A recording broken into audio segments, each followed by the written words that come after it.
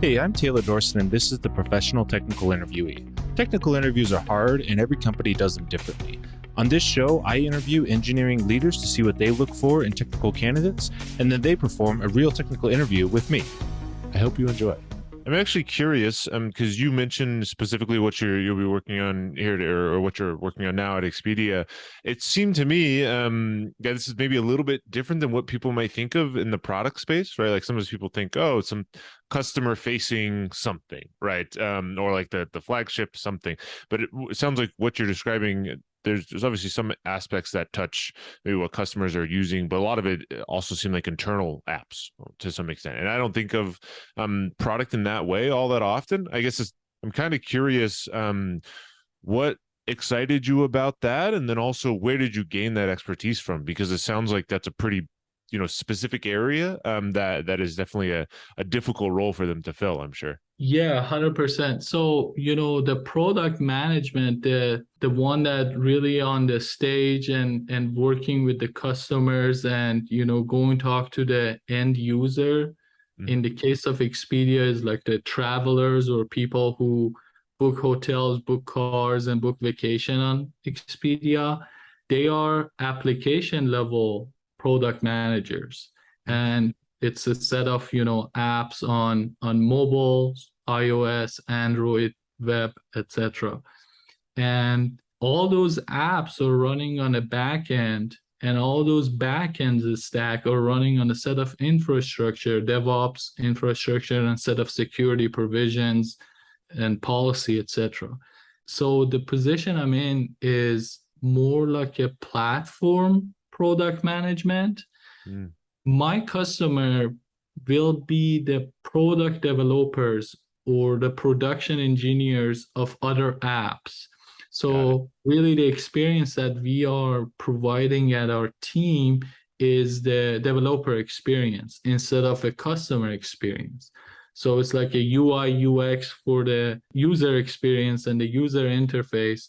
We give developer interface and developer experience that they are other teams of software engineers and the production engineers that they are working on a specific line of business app or web or API, etc.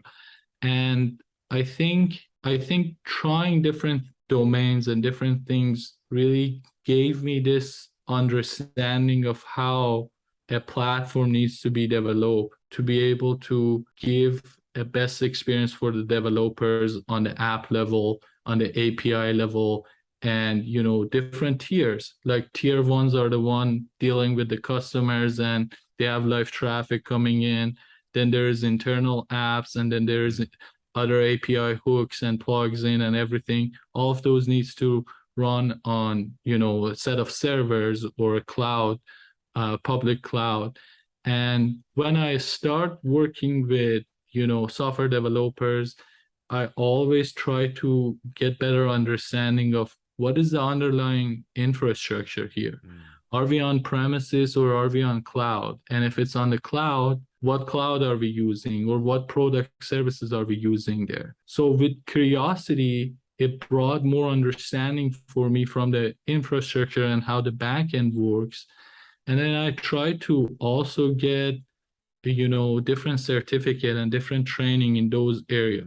It was at the time that I never knew it's going to be able to help me. So, a couple of years back, I tried to go through extensive amount of like AWS training, not having a path forward, and really couldn't answer that question. Why am I taking AWS training, or what value do I provide for my team or for my previous employer to have like a solution architecture understanding or knowledge? But then looking backward, when a Steve Jobs says you can only connect the dots looking backward, that really set me apart with other candidate or other team that I had a set of understanding or set of a skill in the infrastructure, Kubernetes, as well as AWS and all of those stuff, which, I gained those like a couple of years back without knowing why am I doing it, or being able to articulate. I thought it's cool. I thought it's valuable to have those lessons. And I knew at some point it's going to help me. And, a couple of years after that, it really bring the value for me.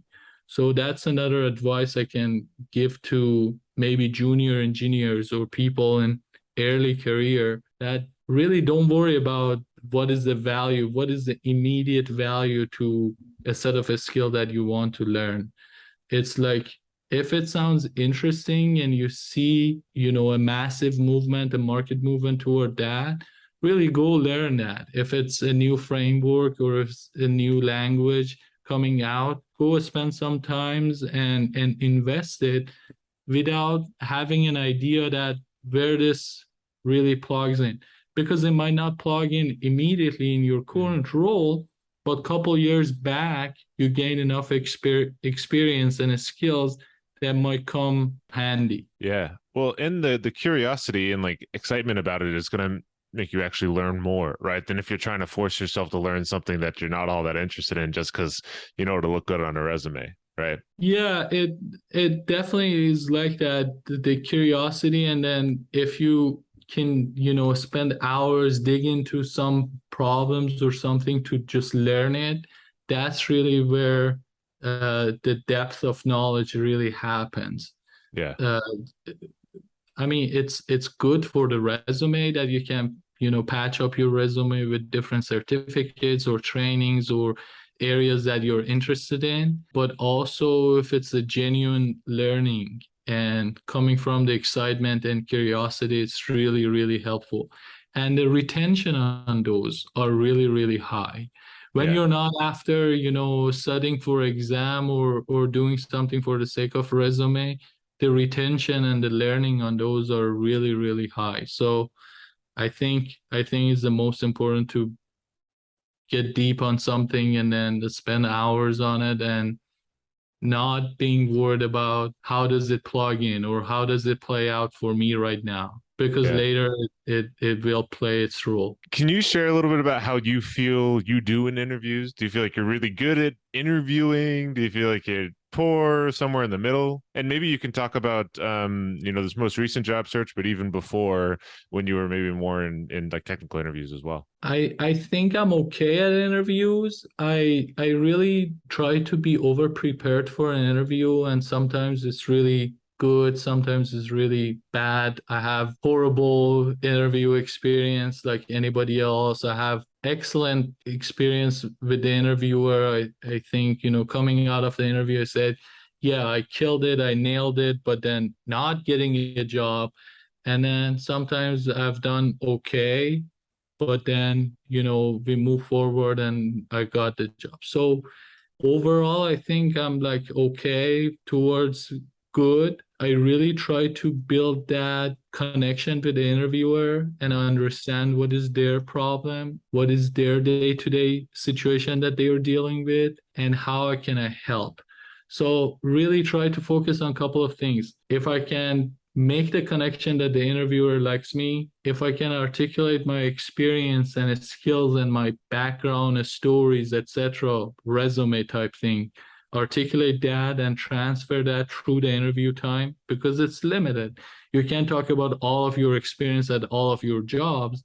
As you grow in your career, you might have to select a couple of things here and there. So if the interviewer likes me, if I can bring those background and skills, and if I can make their job by hiring me, if I can make their job and day-to-day easier. So is there anything I can take off their plates and take the responsibility on it and deliver excellence on it? So I try to articulate that.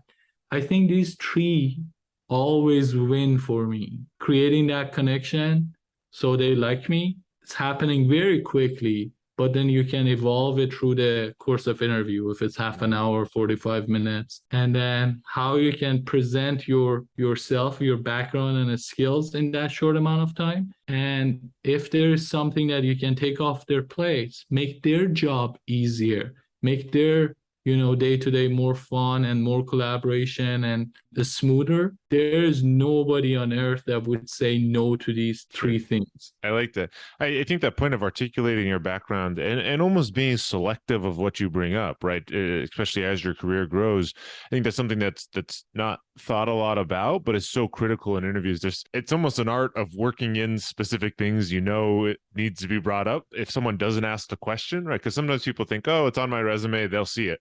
But as someone, I've interviewed a lot of people.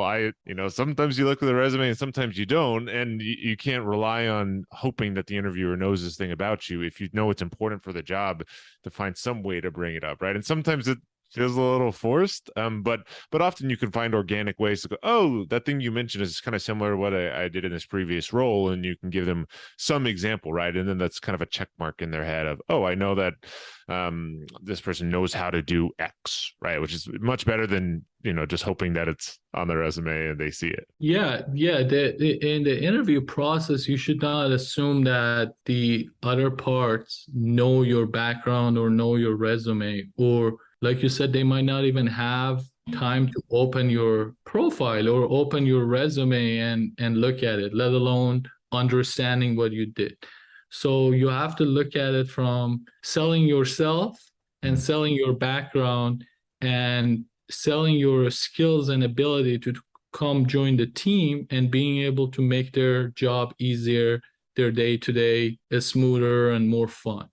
It's like a sales pitch, but you have to bring that sense of organic conversation and natural back and forth conversation. But you can build your intro or like about you, tell me about yourself, or your elevator pitch with the select experience that you want to point out. And if you make that custom to that person, how did you make the life of your previous engineer manager easier? And if you can bring that to your elevator pitch, it's really important. And then you immediately click. And that, first question, the first 5 minutes of the interview, that like, tell me about yourself. Okay, walk me through your background and stuff. Often give the interviewer a set of keywords or clues to go for the rest of interview, and they use those type of keywords or information that you use in your elevator pitch. Yeah. Usually the interviews are not a structure. They are like semi-structure or usually no structure at all. So as an interviewee, as a person that is asking for the job seeker, you can bring some structure to the interview by giving the relevant information in your elevator pitch. And then keep it human, keep it conversational, and keep it fun in the beginning so you can click and you can create that sense that, okay, I like this candidate better than the other one because I connect, and bring the biases in your advantage instead of they go in another route because they click better with someone else. Yeah, you've mentioned two things now that I think sometimes people feel like, oh, I shouldn't pre-prepare these things, or it's going to feel rehearsed. But I think everyone should have some type of elevator pitch, right? At least an idea of, okay, what are my strengths and what is my background? Important things that I should list if someone is deciding if they want to hire me or not, right? Like that's one critical thing that you're probably going to get asked in almost every interview. And then the other thing you mentioned earlier is, tell me about some time where something went wrong, or you had some disagreement with a coworker, or XYZ didn't work, right? I think that's a thing that's regularly asked, especially if you go into later stage interviews in almost every interview process.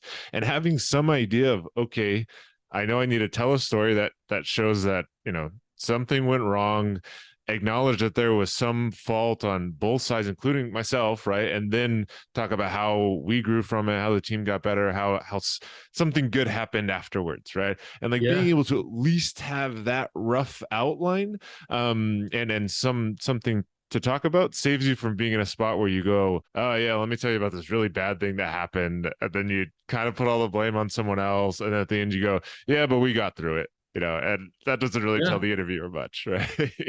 Or it tells them a bad thing, right? That you aren't able to talk about those experiences and learn from them, right? Yeah, 100%. I couldn't agree more. Those two questions comes at every interview. And I've done, I've worked for 12 years worth of, full-time experience at different companies and interview like 200, 300 different interviews for variety of job title and responsibility. And every time I try to write down my elevator pitch, that about me, and rehearse it, because interview is a stressful situation, both for the interviewer and the job seeker, the candidate. And if you can come prepared and eliminate the stress for yourself, you actually eliminate the stress for the other person and give them content, give them information to work with. So I've done 200-300 interviews, and every time I try to write down my elevator pitch, practice it, and also have notes in front of me. What is the talking points I'm going to talk with this person?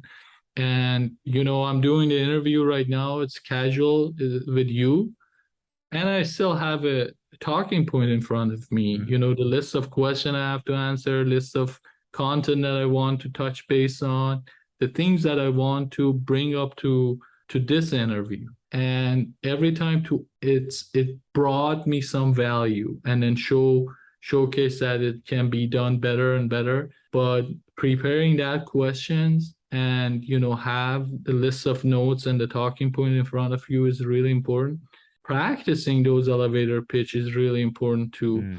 But for every final round I've been through, I have maybe a list of 50 to 100 questions that I've answered previously, or I'm constantly working on those questions to really showcase my experience. The most common ones are those negative ones. Tell me about time that you miss a deadline or something went wrong, and then really put them into a structure that how do I give enough information in the situation and the action and the result, and being able to manage those with the time and the type of the interview that you're talking to different people, and different people are focusing on different areas of your background, your capability, your culture fit, etc., etc. There is an enormous amount of value in preparing for your interviews and writing down your questions and writing down your answers and all of those stuff. Nobody can go to an interview, naturally, unprepared. I'm going to go and talk about the situation. There's not enough retention or memory that you can have when you have 10 years of experience, and they can ask about any of the situation at any of the jobs. Usually they ask about the most recent one, but even in the most recent one, it's good to keep a records of your talking points and the different situation and your answers. Yeah, and then I think you touched on this a little bit. Taking the questions that people ask you, right, and writing those down, so okay, great, I see I'm regularly getting asked this type of question, I should have some type of answer for it, right? And from a programming side of things, like every question I've ever been asked in an interview setting, I'll write that down and save it, and if I can solve it in the moment, great, I'll probably move on. If I can't solve it, I better go learn how to solve it, because there's a high likelihood I'll run into a similar type of question, if not the exact same question, at some point in the future, right? So at least having some knowledge of, okay, I get how to answer this is very helpful. And I think I don't know, makes interviewing also feel like you're learning every time and like getting a little bit better, instead of just, well, I hope this goes okay, right? And kind of just playing it by ear, right? Yeah, if somebody wants to get great at interviewing, the only way is to start doing interviews. And every interview is a learning opportunity. Like you said, there's question that I don't have answer to them, or I don't have a specific situation about it. But then immediately after the interview, I write those down. I have a document and a system to gather all of those. Then I start thinking about the situation that would be a good showcase to that question. So if it's a behavioral, I start thinking about my experience and what is the match for that. And then how can I bring a twist to the answer? I can put a story behind that answer and give enough context about the situation I was in, and the situation that the coworker was in, and the product that we wanted to develop, and then what was the result. So it's like creating those storyline behind your answers and then put my experience as a context, as a nugget into that answer. So a lot of times, the question, one or two question is always new when you go to another interview, and you can add those to your dictionary. You can add those to Yeah. your list of questions, and then next time you're prepared for those type of questions. Obviously, been talking about things you can do to get better at interviewing, but do you have any specific tips that maybe folks who are going into product management interviews or technical interviews that they should keep front of mind? Yeah, I think the job of a product manager and the software engineer is complex by the nature. No matter the size of the organization, the company that you're going to, it's by nature an engineering and complex set of things that are moving fast and keep getting changed. So really advice for a product manager or engineers for me is to think in a framework to be able to break down the complex set of requirements, break down the complex solution that you're trying to present. It's like it takes a genius to make a complex thing and be able to present it simple. Everyone can make a complex thing even more complex and harder to understand. So it's really important to have that framework in mind. How can you break something down to easy to digest, easy to understand concept? The easier that you can talk in an interview, usually that was the case for me, that the interview goes smoother and they can understand. It's already by nature very complex. You don't have to make it this rocket science nuclear program and even harder complexity level of complexity to it. So break it down and then make it easy to understand. Showing a level of ownership even before you're part of the team is really important. And then you can give them nuggets, or you can give them a context. What is the part in this product development that you want me to be the owner?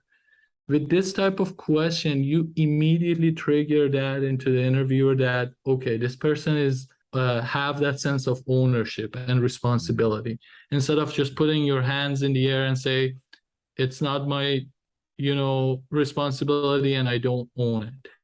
And it's really important for me to show that sense of ownership as a candidate, as well as the time that I interview people. I want to see, do they have that sense of ownership? Another thing is, do they have maybe empathy, a deep level of empathy for the customers? Do they understand the customers, or do they understand the needs of the customer? And do they have an empathy for the customer? And the customer of different positions or different people. So do they understand the persona of the customers and have deep empathy for them? That's important. And then another thing, I think I wrap it up with this, is that do they have a mindset for the growth? Do they think bigger? And are they ready for the, growth at a scale and scaling up the organization, the team, or the product and the software? And if they have, and they have that empathy and the excitement for the customers, they are a good addition to my team. And when I interview, I want to showcase that I always think bigger and I have a appetite for the growth, and how I think about the scaling up either the organization or the product or the software stack. Yeah, I like it, especially if you're going to work for a startup or interviewing with a startup, thinking about, not just what does it look like now, what's it going to look like 2, 3, 4 years from now, because that's what certainly the leadership team is thinking about, or hopefully thinking about, right? Do you have any different questions or sorry, different advice or additional advice for folks who are early career, like maybe this is their first job or their second job out of school? Yeah, I think first job, second job out of school, they have to be in the sponge mode that they learn different things from different people. So almost everyone, when you interview with different company, or if you join your first job or second job, they've been around longer than you, they've been in the organization longer than you, and they have career uh, longer than you. So almost always they have something to teach you. And then if you go to that sponge mode and observability, increase your observability to just learn, those really help those folks to set themselves apart and then grow in their career. So that's really important. And then I think they have to invest in themselves by taking courses, getting coaches, getting different connection with different people, and have conversation over a coffee or a dinner. Be able to invest in themselves, both from the time perspective, building the connection and building the network, as well as spending money on themselves. So if you spend 200, 300 on a course, you can afford it and you can spend time on it and learn it. That really sets you apart by far. There's a candidate pool that you're looking at. So if you're trying to hire a junior software developers or a junior product manager, associate folks, and the interviewer really looked at how much this person is investing in themselves by having a coach, creating a connection and a network, and then spending themselves in terms of certificate, training, and they're available to the people online and for a fairly inexpensive amount.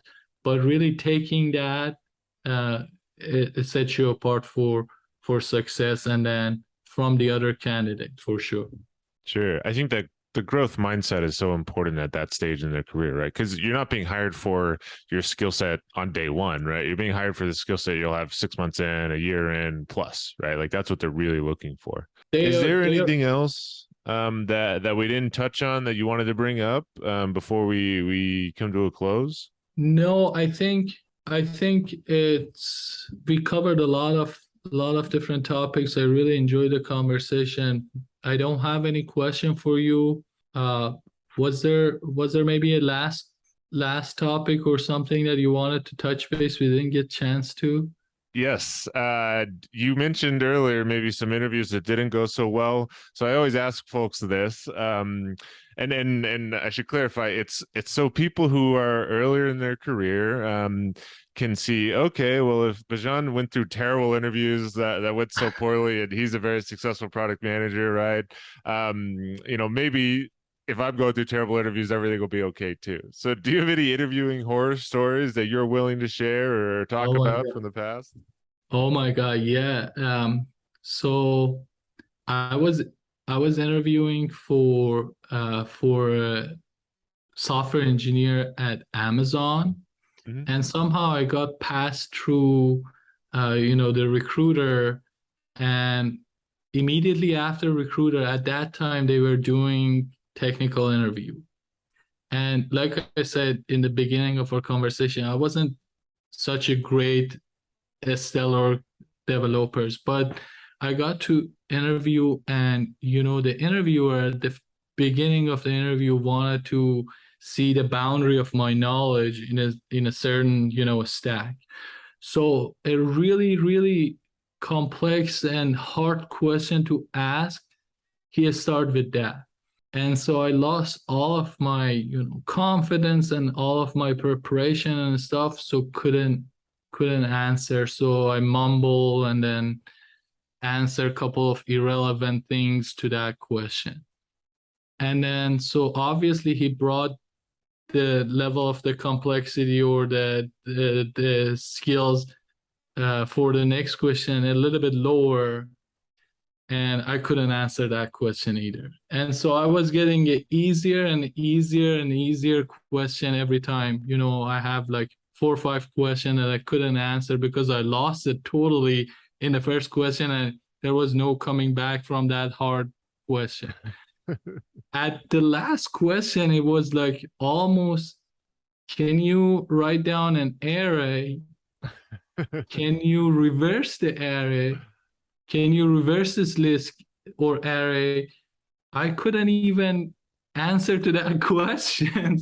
I knew the syntax, I knew the way to do it. It was a easy programming language, but I was really bringing the interviewer to the bottom of the list, the easiest list, and that I couldn't still answer those type of question. Very, very easy syntax question. At the end, I say, man, you're applying for software engineer at Amazon. You don't know how to reverse a list. I was like, I thought I knew, but I don't really right now. So it was like totally horrible, technical interview. It doesn't matter all of those, horror stories and stuff. You just need one yes. So Yeah. I always try to tell different people that if I tell you your first success event is 5 no or 6 no from now, don't you want to go through those no's faster? So like, let's say you get your yes at the 6th attempt or the 7th attempt. Don't you want to go through those first no's faster? So it's really important to just not give up and go through those, bad experience at the interview, because eventually you get better and you get to that yes.